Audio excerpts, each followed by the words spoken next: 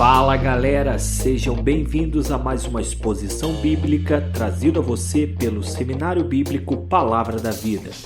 E sem mais delongas, vamos para a exposição.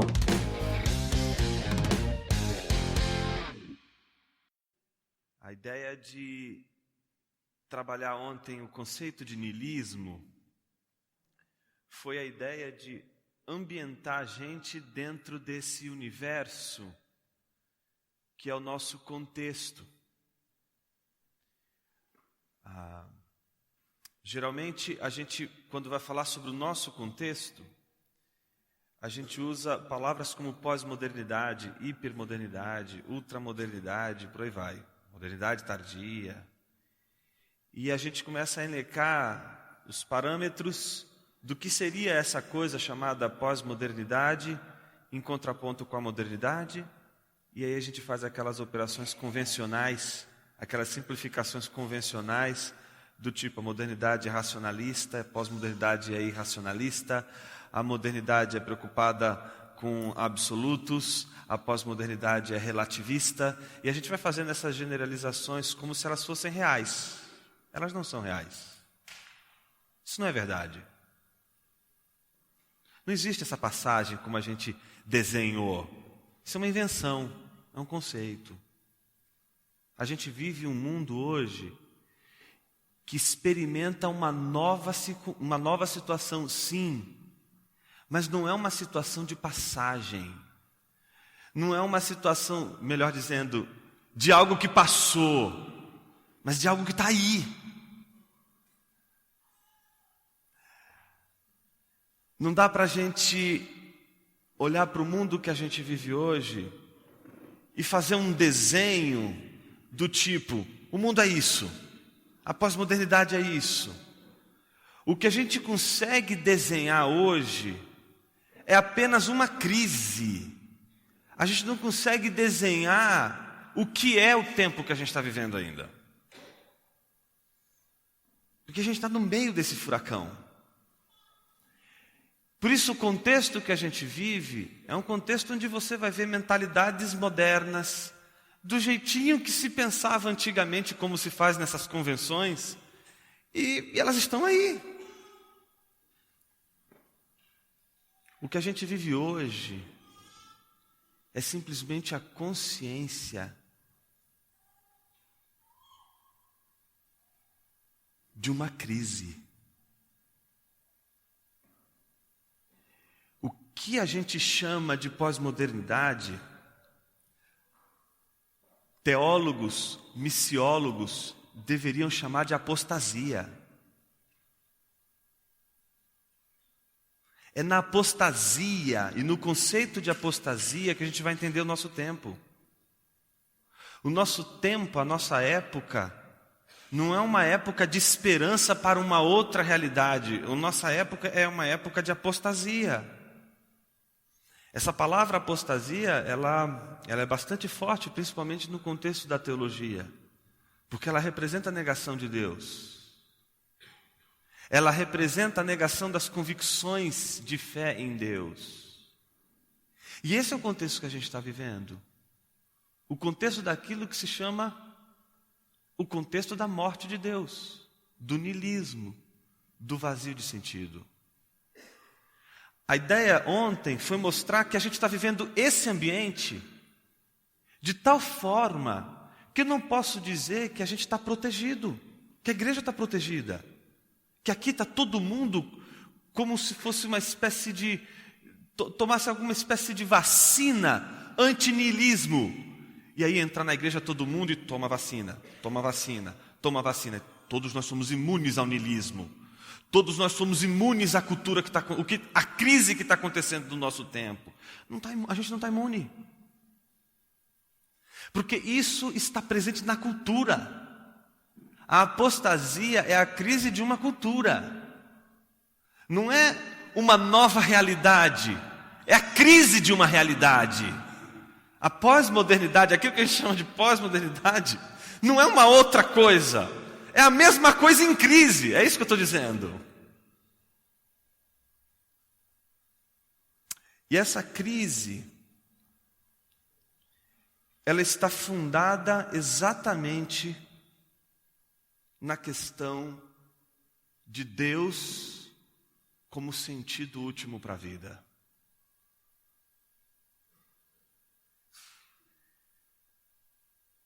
Quando a gente falou ontem sobre o sentido último para a vida, ou Deus como sentido, a questão do sentido como um ponto que se perdeu, e por isso a gente qualifica esse ponto que se perdeu, esse sentido que se perdeu, como niilismo.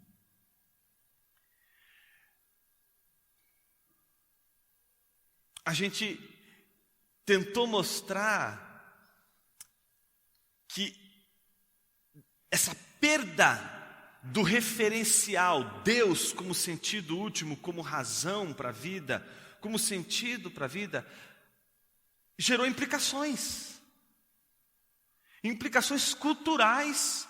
Veja, não só do ponto de vista dos que não são cristãos, mas também dos que são cristãos. Você não é imune ao niilismo.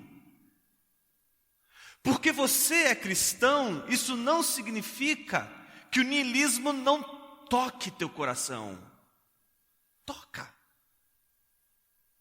E enquanto a gente não perceber isso, enquanto isso não for dito, enquanto isso não for tirado debaixo do tapete e ser de fato trabalhado, em nenhum momento a gente vai conseguir entender o âmago da crise que a gente está vivendo hoje.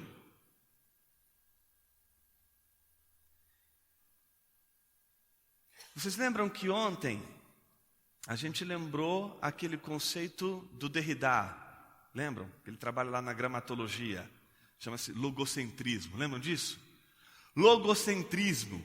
A ideia de que a modernidade, ela possuía uma espécie, na perspectiva de Derrida, né? Uma espécie de gana pelo sentido, pela razão de ser das coisas. A modernidade, ela é, portanto, fissurada no logos. Ela não consegue viver sem logos. Ela vive em função do logos. Eu queria dizer para você que eu vou concordar com Derrida hoje. Mas eu vou extrapolar um pouquinho. Não é a modernidade, não. Deus fez o homem logocêntrico. Não é só o homem da antiguidade, não é só o homem da Idade Média, não é só o homem da modernidade, e não é só o homem daquilo que a gente chama o homem pós-moderno. São todos estes homens logocêntricos. O homem todo é logocêntrico.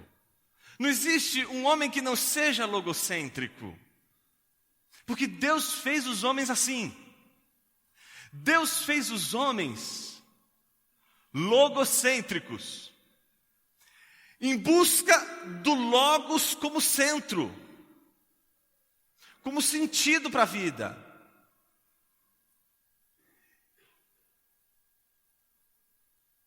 Agostinho, ele tem uma imagem muito interessante para isso, está lá nas Confissões, quando ele diz assim: fizeste-nos para ti, criaste-nos para vós, e o nosso coração permanece inquieto, enquanto não repousa em vós. A ideia é de que Deus nos criou para Ele, como se fôssemos uma flecha, como se Ele tivesse nos lançado como uma flecha em direção a Ele mesmo. E enquanto a flecha está em movimento, ela não está em repouso. Ela só vai encontrar repouso, ou seja, ela só vai descansar, ela só vai encontrar paz quando ela atingir o seu alvo. E enquanto ela não atinge o seu alvo, ou seja, enquanto ela não encontra a realização do sentido, da direção para a qual ela foi designada, e enquanto ela não encontra esse ponto, esse logos, essa razão, esse sentido, ela vai permanecer inquieta, angustiada, em desespero.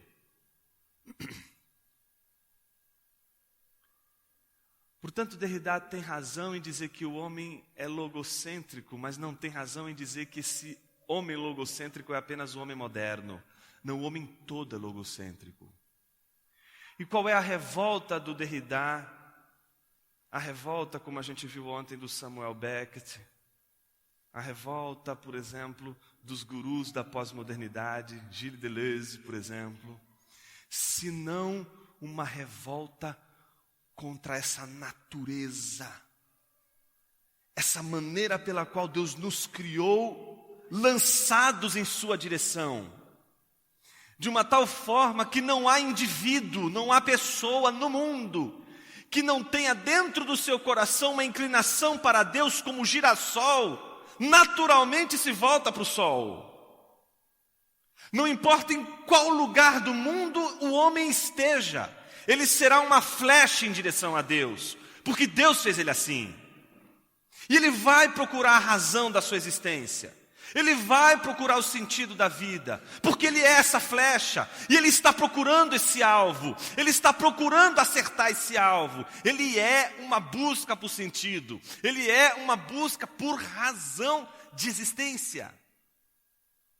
E Deus fez o homem assim.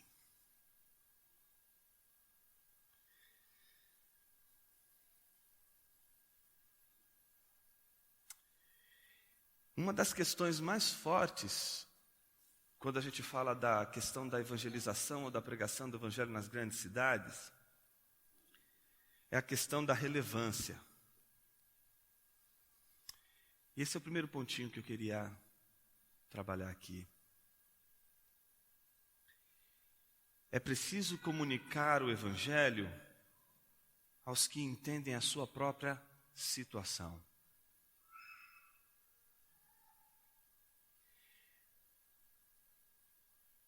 Todos nós estamos diante dessa crise da pós-modernidade, que é essa crise com relação a essa natureza que busca o sentido em Deus.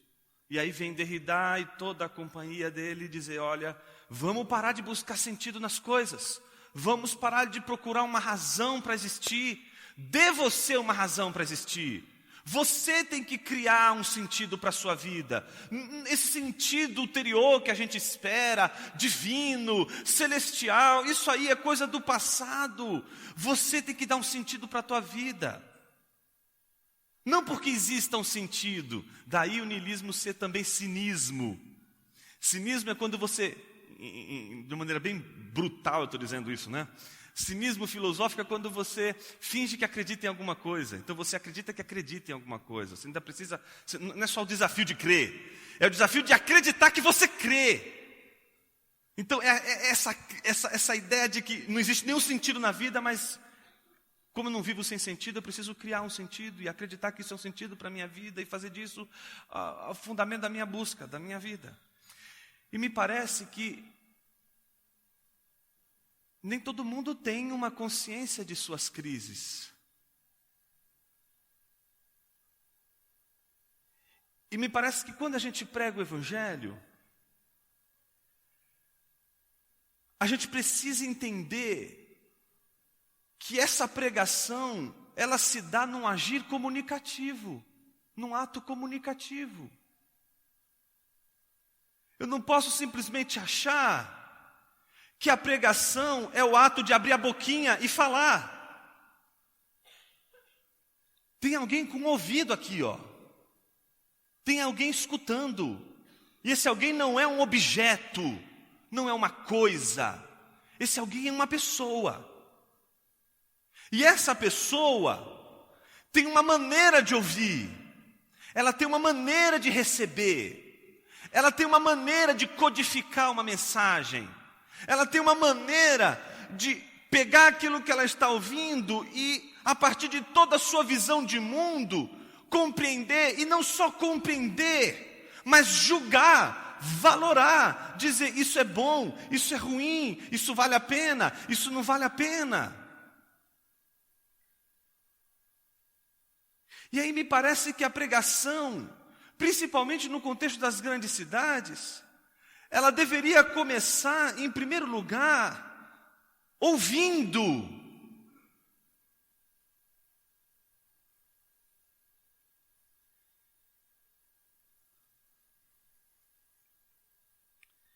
A gente tem que lutar para fazer uma diferença entre pregar e ser tagarela. Entre pregar com o objetivo de comunicar o Evangelho e pregar simplesmente por falar. Falar por falar. Ou falar para si. Às vezes lá no seminário eu digo assim para os meninos lá do seminário, eu digo assim, gente, uma coisa que a gente descobre na caminhada, quando a gente começa a pregar, é que existem dois públicos. O público real e o público imaginário. Para quem você está pregando?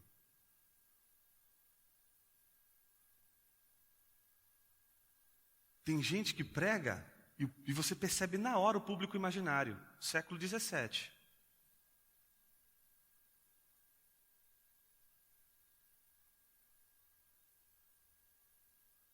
O problema é, para quem a gente está pregando hoje?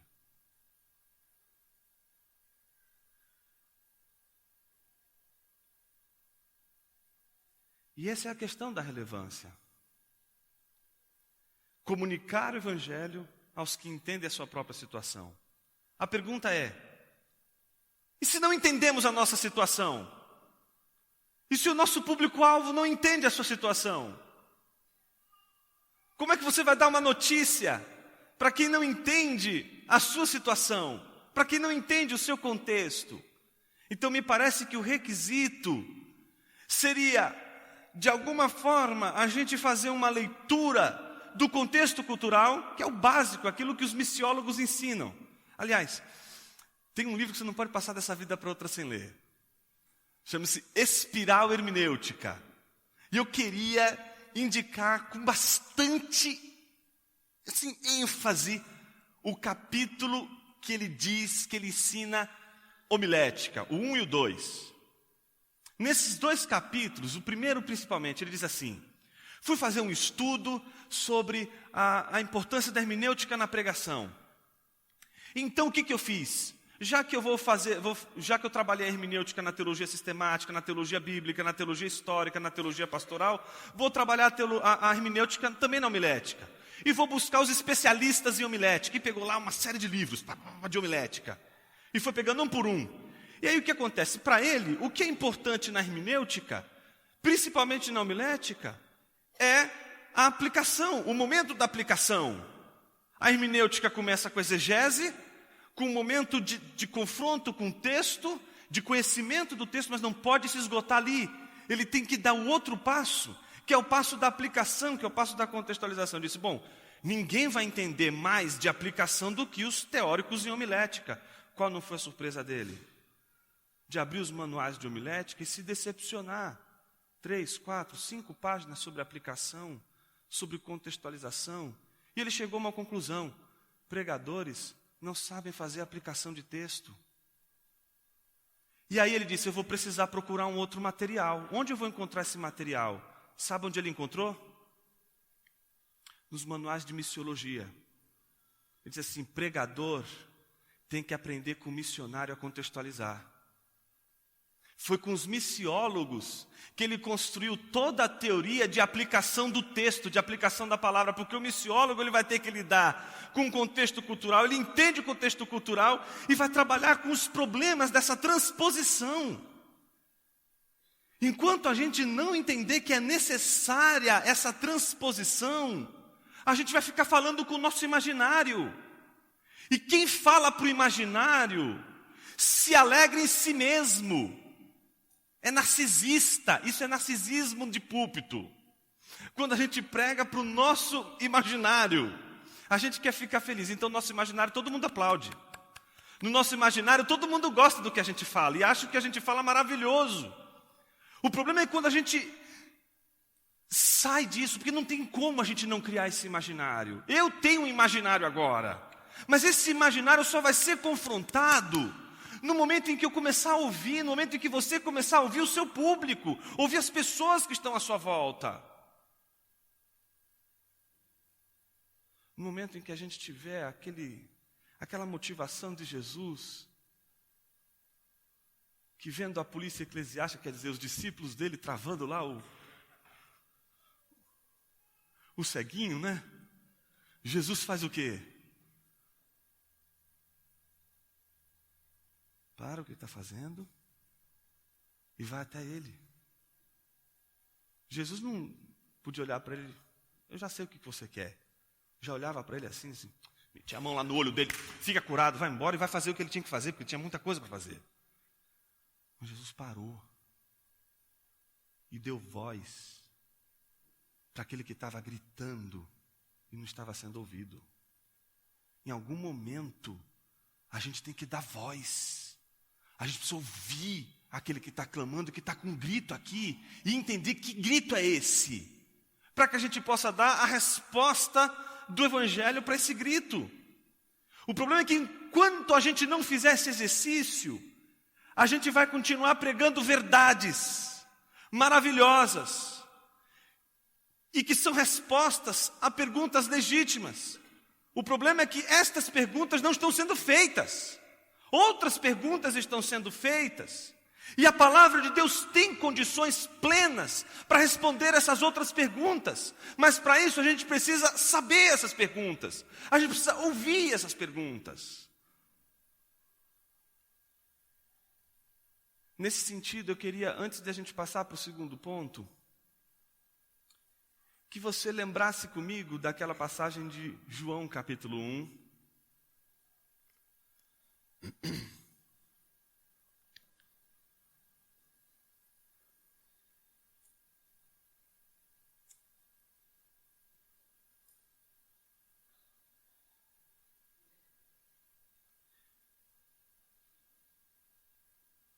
Que mostra também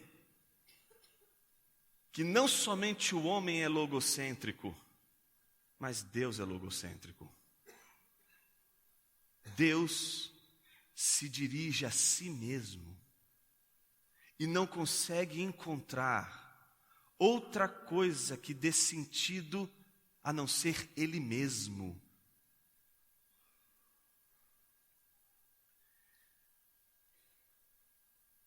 Ele é o Logos.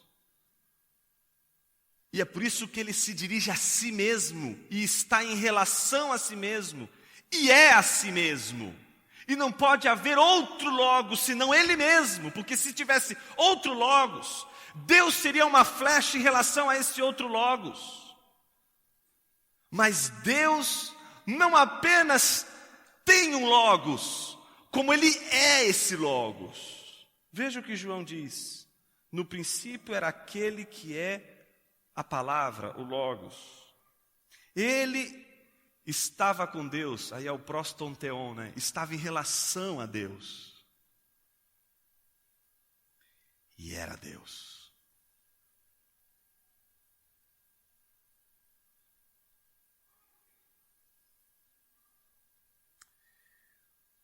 Mas o versículo 14 conclui toda a reflexão que vai seguir, dizendo: aquele que é o Logos tornou-se carne e viveu entre nós.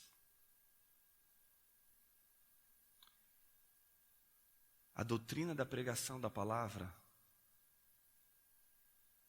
ela precisa se espelhar na doutrina da encarnação do Verbo de Deus. Não estou dizendo nenhuma novidade, Agostinho já dizia isso. No livro 10, no capítulo 6 das Confissões. E o que isso significa?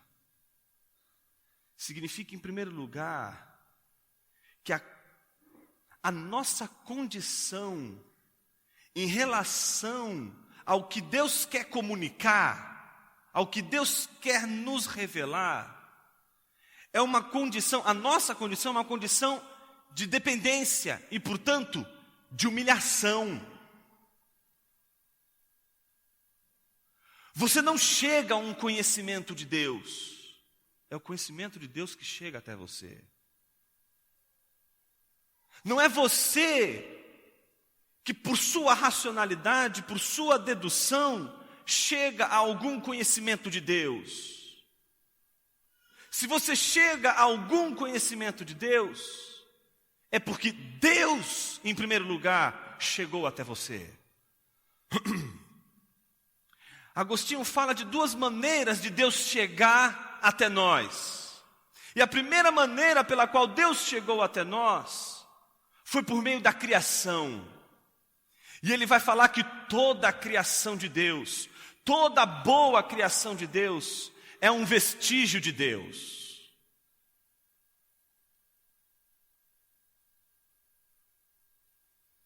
Nesse mesmo livro, 10, capítulo 6, ele vai dizer assim: Qui te amo cum te amo. O que eu amo quando te amo, Senhor? Não duvido, antes tenho a certeza de que te amo.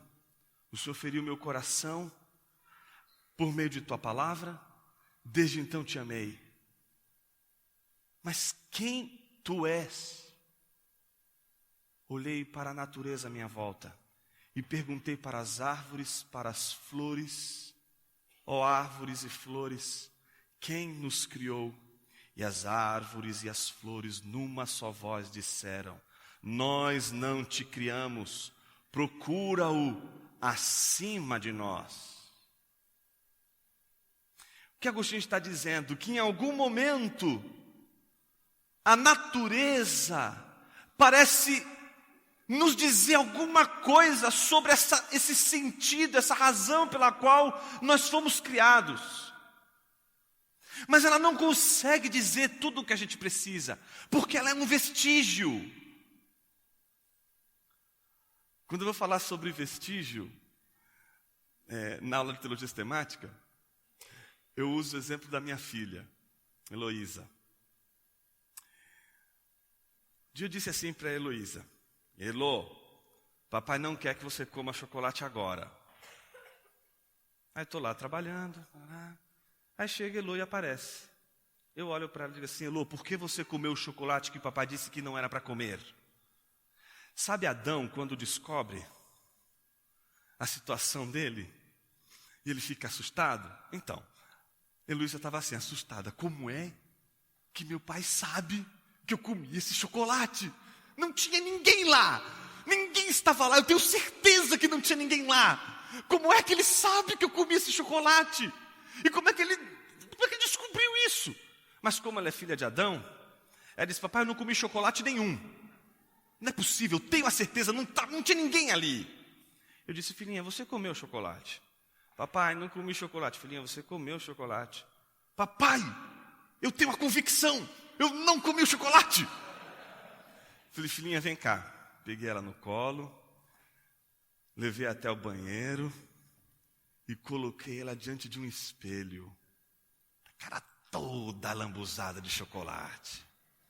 Aí, como boa filha de Adão, ela olhou e disse assim: ai, papai, foi o chocolate que veio parar aqui.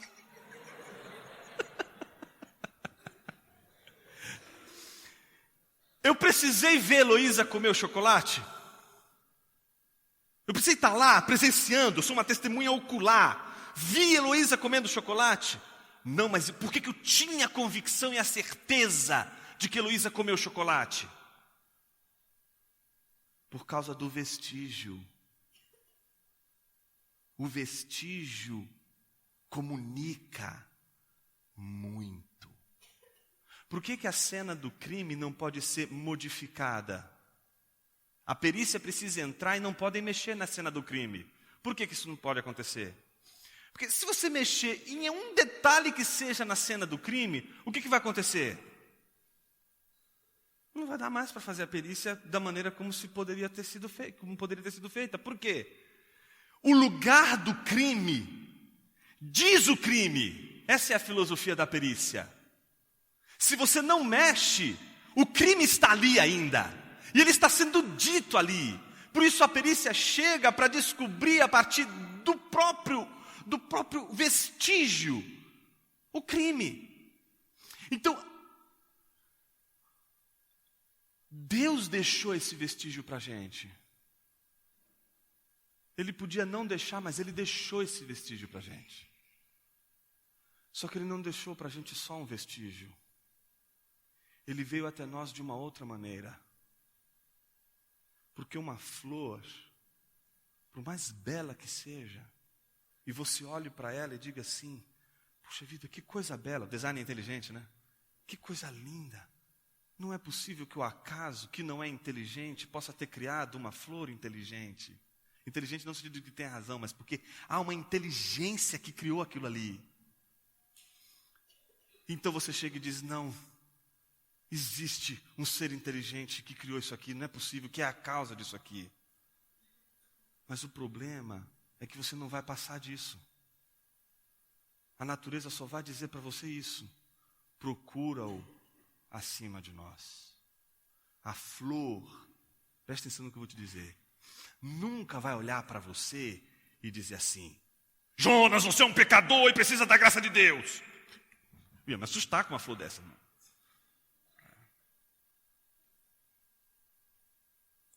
A flor, por mais bela que seja, ela não é capaz de te dar a notícia que você precisa para encontrar exatamente o alvo para o qual você foi feito. E se você não for orientado para esse alvo, você não vai chegar lá. A Bíblia diz que Deus quis que você soubesse e que você tivesse essa orientação. E a maneira pela qual Deus escolheu conduzir você para Deus foi tornando-se como nós, para que, como nós, pudesse comunicar os seus pensamentos e a gente pudesse não somente saber quem Deus é, mas o que Ele espera de nós, o que Ele quer de nós, o que Ele tem para nós.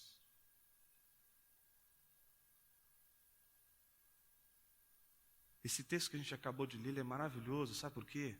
Não dá para a gente imaginar uma coisa do tipo, estava lá Deus, pensando com seus botões, e Ele estava insatisfeito com a vida, infeliz. Estou me sentindo tão só, preciso criar alguém para conversar, porque estou muito sozinho aqui nesse mundo. E aí Deus vai lá e cria o homem. E cria o homem daquele jeito, todo bom e etc. Coloca lá uma árvore, coloca lá um desafio para ele. E aí faz assim. Tem duas opções. Eu quero que esse homem seja livre para ele poder me criticar ou para ele poder me louvar. Ele tem que ser livre para isso. E aí ele pensando com seus botões assim, bom, ele vai ter que escolher isso. Eu não posso criar um robô, não posso criar uma máquina. Ele vai ter que escolher isso. E aí põe lá o grande desafio na vida dele. E aí Deus fica na torcida. Do tipo, meu Deus, Adão não pode comer. Não.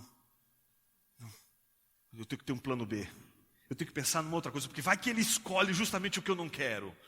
Então eu preciso fazer alguma coisa. Eu vou inventar Jesus. Eu vou inventar uma outra coisa para resolver esse problema. E ele vai ser essa outra coisa que vai resolver essa situação. Vai ser o meu plano B. E aí fica Deus lá na torcida, comendo pipoquinha. Aí quando o homem vai lá, ai meu Deus, meu plano agora não deu certo. Agora eu vou precisar. Jesus, vem cá resolver aqui, você é o plano B, chega aí. Vem resolver agora essa situação aqui, porque deu tudo errado. O meu plano era perfeito, mas o homem ferrou, destruiu, acabou com tudo, e agora eu vou precisar de que você venha e resolva esse problema. Gente, não dá para pensar assim. Não dá para pensar que Jesus apareceu na história, em primeiro lugar, para comunicar a revelação de Deus para você. Jesus sempre existiu. No princípio era a palavra. A palavra estava em relação a Deus e a palavra é Deus. Todas as coisas foram feitas por intermédio dela, e sem ela, nada do que foi feito se fez. Então, Jesus não foi um plano de Deus para salvar o homem do pecado. Jesus sempre existiu.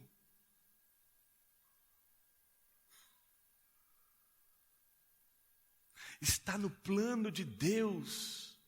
Jesus, aquele que é Deus, aquele pelo qual todas as coisas foram criadas e para o qual todas as coisas foram criadas para serem felizes e se realizarem apenas nele, e é por intermédio dele que todo esse plano, que é um plano de felicidade, vai ser comunicado ao homem. Por isso o centro de toda a revelação de Deus está em Cristo. Ele não é uma segunda, ele não é uma alternativa. Ele é a alternativa e a única alternativa de comunicação entre Deus e o homem.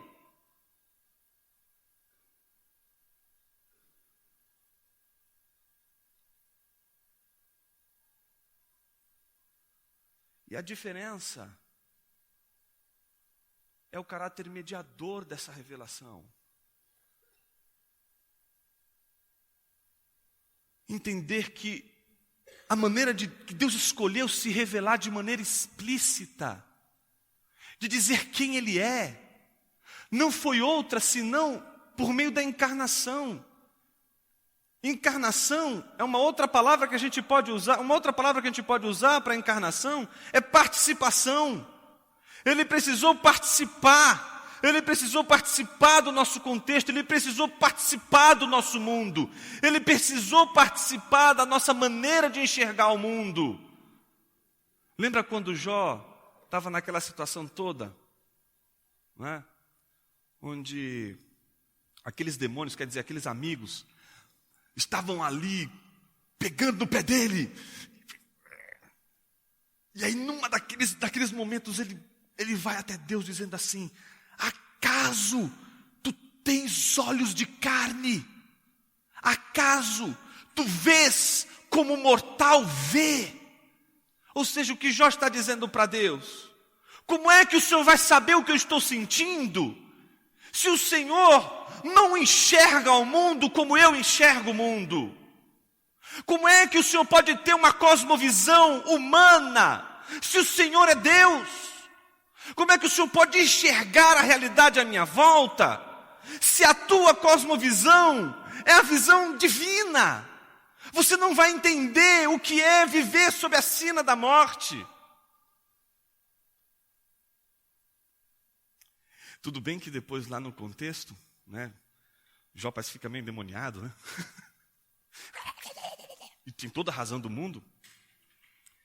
E a gente espera que Deus no final das contas apareça e diga: Jó, para tudo isso que você está perguntando, a resposta é essa. E é curioso porque tudo que Jó precisa saber, que ele quer saber, você sabe. Você lê o livro de Jó desde o início, você sabe o que ele está querendo saber. O que quer saber é o que você já sabe. Mas o problema é que a gente espera que Deus conte tudo isso que você sabe para Jó. E aí quando Deus aparece, Deus não chega para Jó dizendo: Jó, vim dar todas as respostas que você precisa. Cá, meu bebezinho, você está sofrendo, né? Está angustiado com a dor, deixa eu cuidar de você. Sabe o que aconteceu? Eu fiz um trato com Satã. Não. Não é isso que vai acontecer.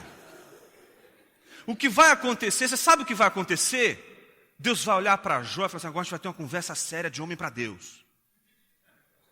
Cinge o teu lombo. Você estava aqui quando eu fiz o crocodilo? Meu Deus do céu. Quando começa a sequência de perguntas, você fica apavorado. Porque, caramba, o cara está sofrendo e Deus pergunta a ele se ele estava lá quando criou o crocodilo. Sabe quantas estrelas tem nos céus? Quantas nuvens? Perguntas que minha filha adorava fazer.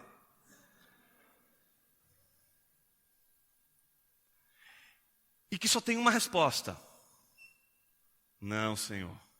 Não, Senhor. Não, Senhor. Um dia minha filha chegou no escritório e disse assim: papai, quase matei a professora de escola bíblica. Papai, para que rua de ouro no céu? Ela não perguntou por quê. Geralmente é pragmática. Para que rua de ouro? Eu parei e disse assim: ó, veja bem, filhinha. E fui. E ela foi fazendo uma cara. E eu, pai. parecia que não estava muito convicto com aquilo, de repente nem eu estava convencido da resposta, e ele disse, é isso aí. Ele disse, eu que olhou os livros assim do lado, acho que não está adiantando muito. Tá bom, papai, e voltou a brincar. Deus vai ensinando Jó a pegar todas aquelas perguntas que ele tinha e a juntar com todas essas outras, ensinando Jó o seguinte, Jó, a gente não para perguntas existenciais que a gente não sabe a resposta, elas não podem ser suficientes para te impedir de continuar brincando. Tem um monte de outras coisas que você não sabe. E nem por isso você para a caminhada. A gente esperaria que Deus fosse lá e desse para Jó a grande resposta que ele queria. Eu sei, Jó, o que é que você está vivendo. Mas Deus esperou algum tempo para dar essa resposta para Jó. E ele deu essa resposta para Jó quando Jesus estava lá na cruz. Quando Jesus encarnou. Quando Jesus, o Deus que tem olhos de carne, enxergou toda a humanidade, como a humanidade se enxerga, mas também como Deus enxerga a humanidade. Jesus é o mediador por excelência, porque ele não só enxerga o povo que ele quer alcançar, com os olhos deste povo, mas também com os olhos de Deus. Por isso ele é o mediador, ele não é tipo ONU, né? Que escolhe um terceiro que não é nem A, nem B, que é um neutro, que é X, e que vai se colocar entre A e B para resolver a zona de conflito e ponto.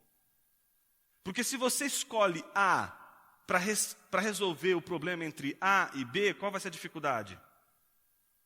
O B vai dizer, poxa vida, o A está defendendo o A.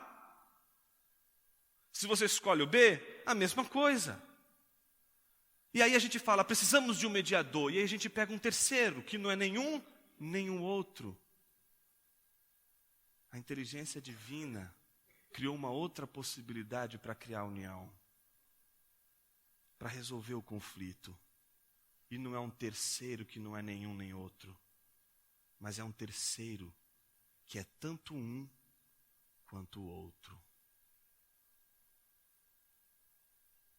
A encarnação, a doutrina da encarnação é uma das doutrinas mais importantes para quem quer pregar o Evangelho.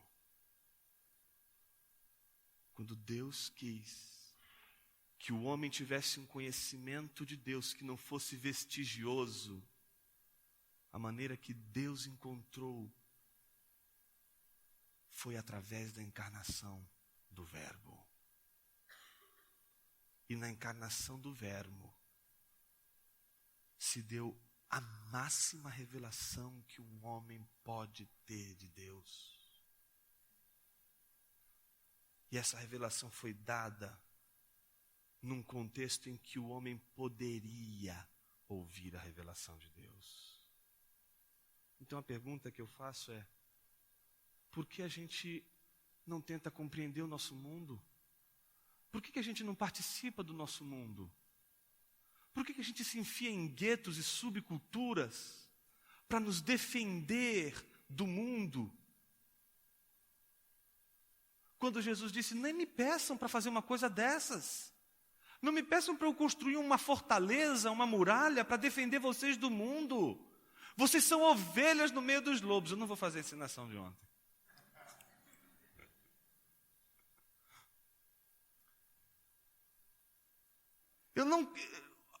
A ideia não é defender a igreja do mundo.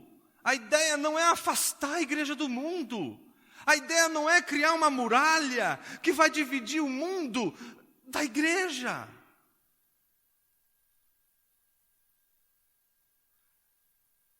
Essa é uma luta que a igreja enfrenta desde o início. Os monastérios surgiram por causa disso. Tem um aspecto positivo? Tem um aspecto de você procurar em determinado momento a solitude do deserto para ter comunhão e para ter uma experiência de renovação de uma série de coisas para a vida? Sim, tem, isso é possível. Mas construir a vida no deserto e não sair do deserto por medo da cidade, porque Roma está incendiada, está cheia de carnalidade e de situações e contextos que não agradam Deus, isso é covardia. Veja como a nossa hipocrisia chega, às vezes, ao cúmulo, né? Eu me lembro acho que isso, na década de 80, no seminário, tinha a campanha mais forte, principalmente no contexto missionário, era aquela ideia de que o Brasil é celeiro de missões, e o contexto da janela 1040, que era o contexto dos povos não alcançados. Às vezes eu penso naquela lógica, e eu penso como essa lógica está perto da gente aqui. Vou dar um exemplo.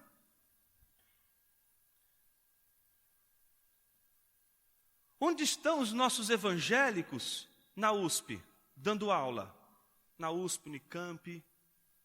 Ah, Jonas, tem um.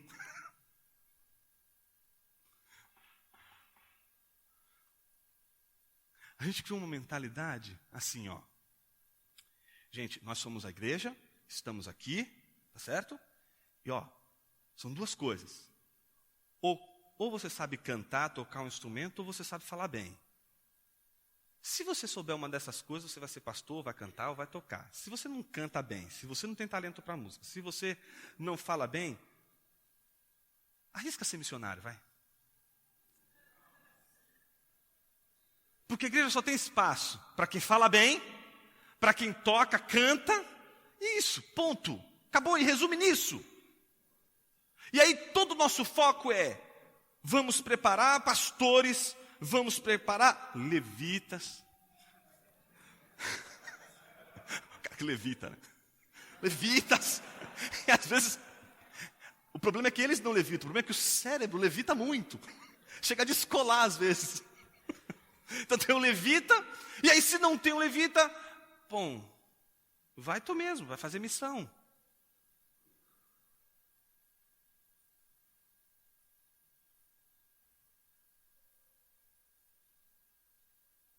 A universidade, por exemplo, é um povo não alcançado da nossa cultura.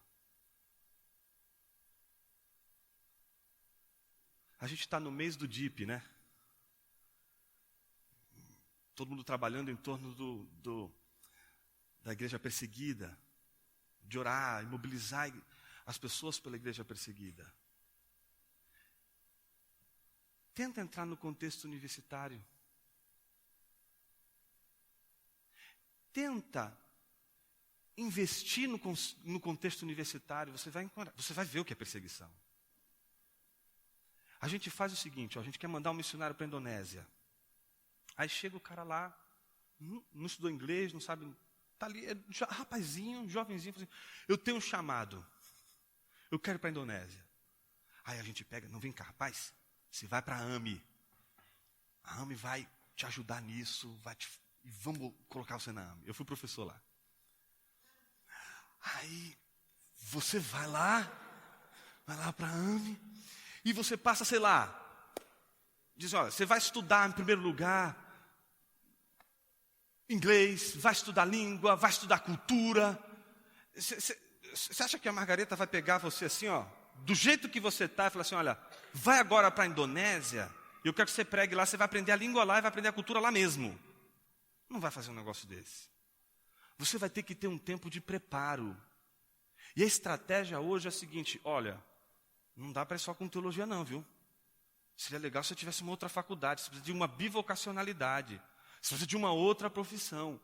Ou seja, você vai levar uns 8 anos para formar um cara bom, para ir para um campo estratégico, para ele abrir uma porta. Porque se ele não for bom, ele vai fechar a porta de uma vez por todas e pode atrasar 10 anos na estratégia missionária. Eu estou falando de zonas de conflito, em que tem que ser uma pessoa bem preparada. E isso vai levar um tempo. E essa pessoa precisa de investimento. Ela precisa estar o dia inteiro ali estudando, ela precisa estar o dia inteiro focada naquilo. Quantas igrejas você conhece estão escolhendo os jovens, adolescentes, dizendo assim: eu quero investir em você, porque eu quero que você seja um missionário na universidade, mas eu quero que você faça física, eu quero que você faça matemática, que você faça filosofia, eu quero que você faça literatura, eu quero que você faça design, que é uma das áreas onde o ceticismo está mais forte, jornalismo, eu quero que você faça, eu quero que você estude, mas eu quero que você seja o melhor. E a gente vai investir em você, para você ser um missionário, lá na universidade, para fazer discípulos.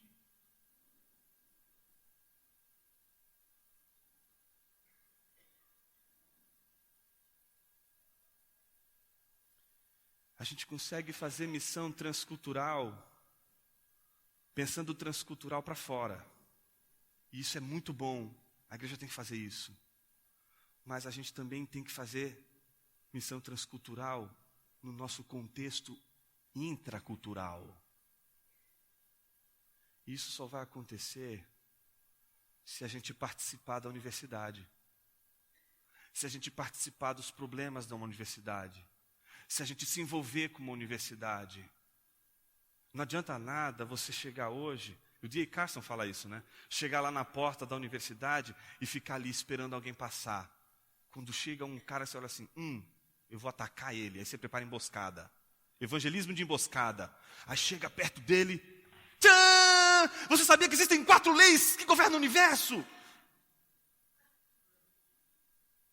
E aí você começa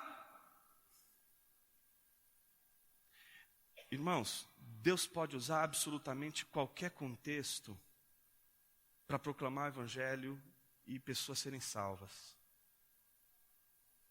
Mas Ele também costuma usar a nossa inteligência.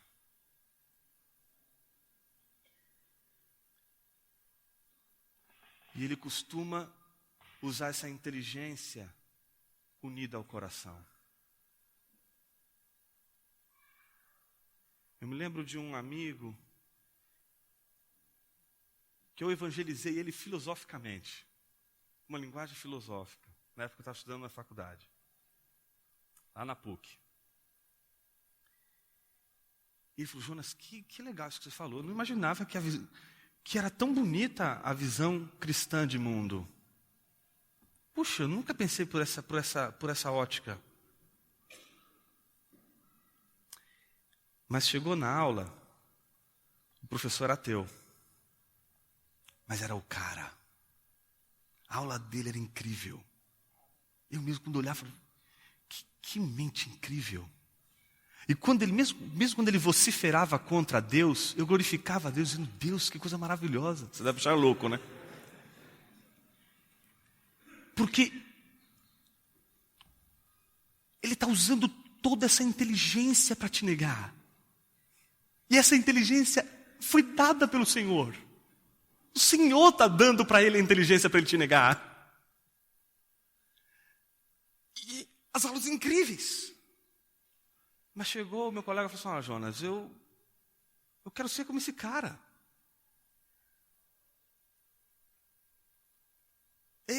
Eu acredito nisso que ele está dizendo. Em outras palavras, a gente não segue só discursos. A gente segue também pessoas.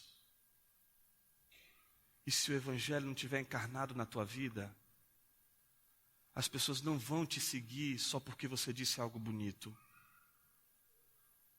Elas vão te seguir se você for capaz de viver com intensidade esse evangelho e ao mesmo tempo você poder comunicar esse evangelho nos vários espaços que eles existem, ocupando esses espaços.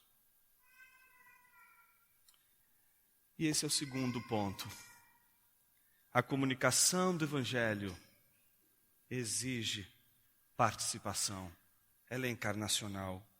Quando não há participação, não há comunicação. Não adianta a gente fugir do mundo, a gente tem que ir em direção ao mundo.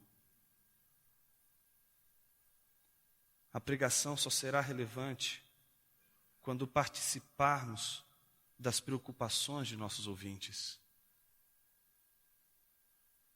E eu queria dizer para você que quando você constrói o seu castelo para se blindar do mundo, você está construindo uma fortaleza que não é suficientemente poderosa para te blindar do mundo que você vive. Você já participa das angústias desse mundo. E a tua escolha por não participar do mundo, ela já é uma convicção que você criou no seu coração de como você pode fugir do mundo e não lidar com essas questões de tensão. Porque, mais uma vez, a nossa maior dificuldade é o conforto. E Deus tem uma maneira delicada de fazer a igreja sair da zona de conforto.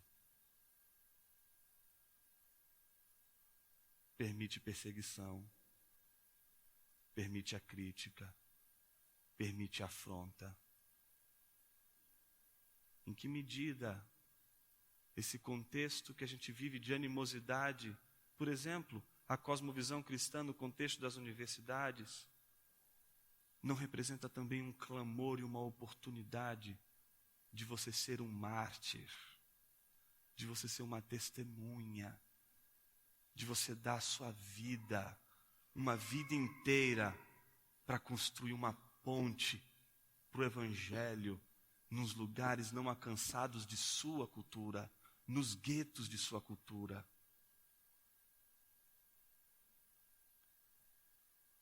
A acomodação é um problema. E aí, a nossa conclusão. Por dois motivos, por duas razões. Primeiro,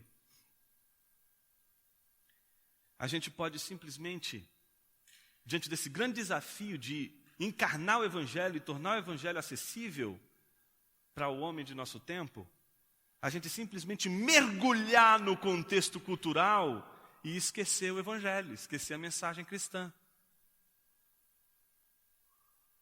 Então, é a fascinação que o contexto a ser participado exerce sobre a gente.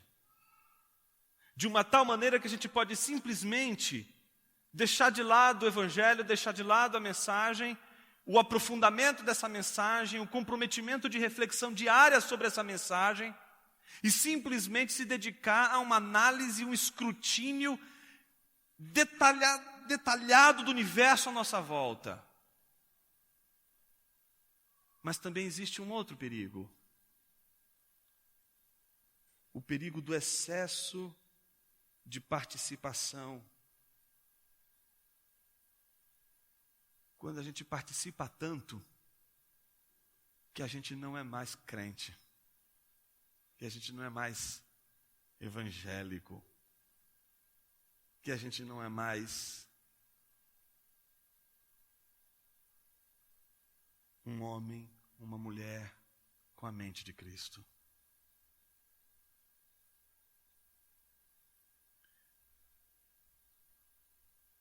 A gente pode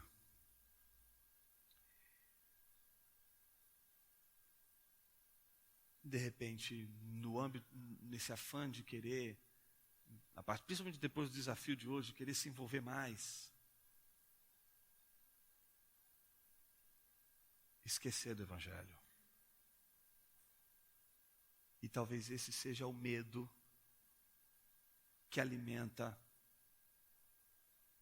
a nossa omissão. A gente tem medo de se envolver e de se perder no mundo. Mas eu gostaria de dizer para você que quanto mais você amar o Evangelho, mais você meditar no Evangelho, mais o Evangelho estará presente em seu coração e em sua mente, onde quer que você esteja. E a gente costuma dar um nome para isso. Conversão. A gente precisa de pastores convertidos. A gente precisa de missionários convertidos. A gente precisa de crentes convertidos. Jonas, tá esquisito esse negócio aí. Tá não, filho. Você acha mesmo que alguém pode, só porque abriu a Bíblia e começou a pregar, esse alguém é convertido? A gente pode simplesmente ler a Bíblia e pregar com uma cosmovisão que não espelha a mente de Cristo. E é a conversão que vai operar a nossa mente, que vai trabalhar em nossa mente, que vai converter a nossa mente. E ela vai converter de uma maneira maravilhosa. Ela não vai te transformar, num racionalista que diz assim, não, agora eu tenho que entender a fé, a razão, as coisas de Deus com a minha razão e esquece a fé. A fé tem que ser subordinada ao entendimento do que está aqui. Mas tampouco vai te transformar num fideísta do tipo, olha, eu tenho todas as convicções, eu creio na palavra de Deus, mas eu não quero pensar. Filhinho, Deus tirou o teu pecado, não a tua inteligência, viu? Tá aqui. Fideísmo. Racionalismo. A conversão não te coloca nem num lado nem no outro. A conversão diz o seguinte, você é salvo pela fé em Cristo Jesus. Mas para você entender essa salvação de Deus, essa revelação de Deus, você vai ter que, em algum momento de sua vida, humilhar a tua razão. Não é o sacrifício da razão em favor da fé. Não é a destruição da razão em favor da fé. Não é? Tipo aquele livro, né? Que é, na verdade, por causa do título, a gente entende uma coisa, mas o livro está dizendo outra coisa, que é um livro brilhante do Schaeffer, que fala A Morte da Razão. Se Schaeffer soubesse que a gente traduziu o título desse livro por Morte da Razão, ele teria um piripaque. Ele fala Escape from Reason. Ele não fala da morte da razão. Não é a razão destruída. A razão não tem que ser destruída, ela não tem que morrer. A razão tem que apenas dobrar os seus joelhos. Ela tem que apenas se humilhar e receber a mensagem de Deus. Se você quer ser um missionário, uma missionária, um pregador, um cara que vai atuar nas diversas interessantes camadas da cultura que você vive hoje, e você quer comunicar o evangelho lá com sabedoria, com capacidade, você tem que colocar o ponto mais alto de tua vida, que é a tua cabeça, no lugar mais baixo de Jesus, que são seus pés. E para você conseguir fazer isso, você não vai fazer isso de pé. Você vai ter que se curvar. Porque ninguém consegue colocar a cabeça nos pés de alguém sem primeiro dobrar os joelhos. Quero convidar você nessa manhã a ofertar a Deus a tua mente. E que Ele use a tua mente para a glória de Deus.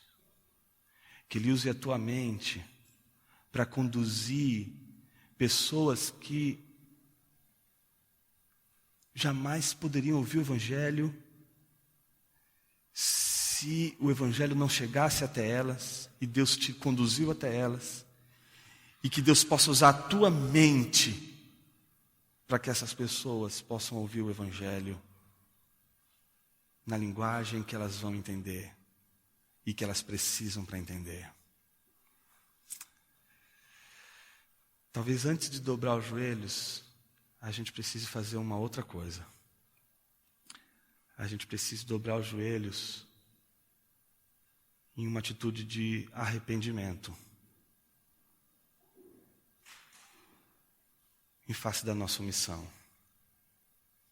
em face desse nosso desejo de construir uma casa para manter todo mundo ali dentro com Jesus, enquanto o mundo inteiro pega fogo.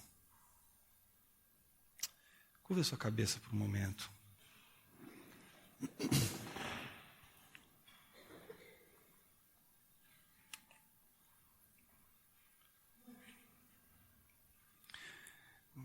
Tem um momento de confissão, de contrição diante de Deus, se você puder nessa manhã.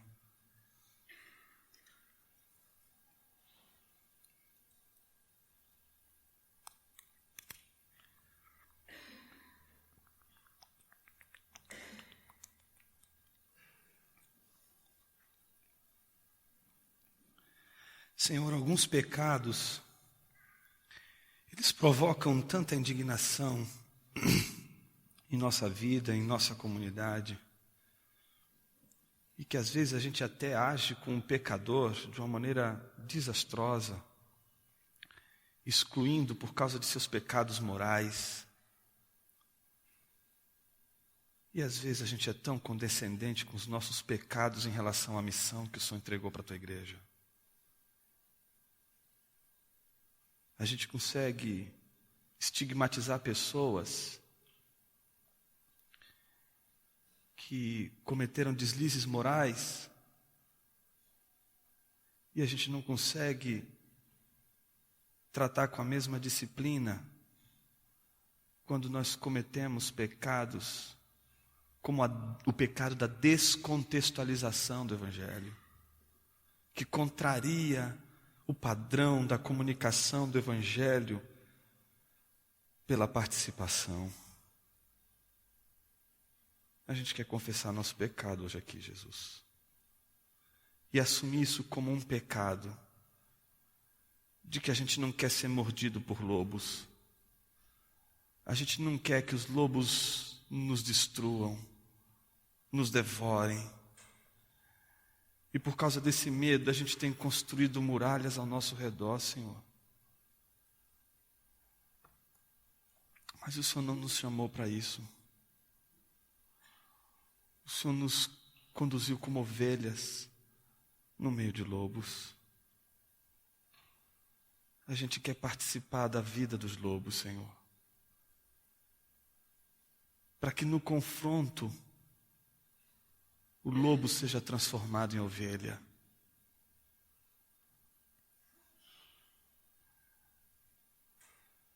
Quebranta nosso coração hoje, Jesus. Desperta nosso coração para a gente ser sensível para a nossa cultura. A gente faz tanta coisa para te agradar. Por que não modificar nossa linguagem quando ela é necessária? Para alcançar alguém, para comunicar o Evangelho. Ajuda a gente a lidar com o nosso etnocentrismo, com aqueles meios canônicos que a gente diz que só por meio deles é que a coisa flui. Usa nossa mente com criatividade, Deus. Que as mesmas mãos que criaram o homem, ou a palavra que criou o homem, seja a palavra que toca a nossa mente e usa a nossa mente para criar novos espaços, novos contextos de salvação. Mas nos ajuda também a nos comprometermos com o Teu Evangelho, ao ponto de não negociar absolutamente nada do que é essencial ao Evangelho. Ajuda-nos a não negociarmos, seja qual for o contexto, aquilo que no Evangelho causa o escândalo de todos os contextos, Senhor. Que o Senhor nos ajude, Pai. Que o Senhor nos conduza com a Tua graça. E que diante de nosso pecado, a gente possa encontrar a Tua graça e a Tua misericórdia. E que outro lugar não seja mais buscado e mais desejado por nós do que os Teus pés. Assim nós oramos, Pai.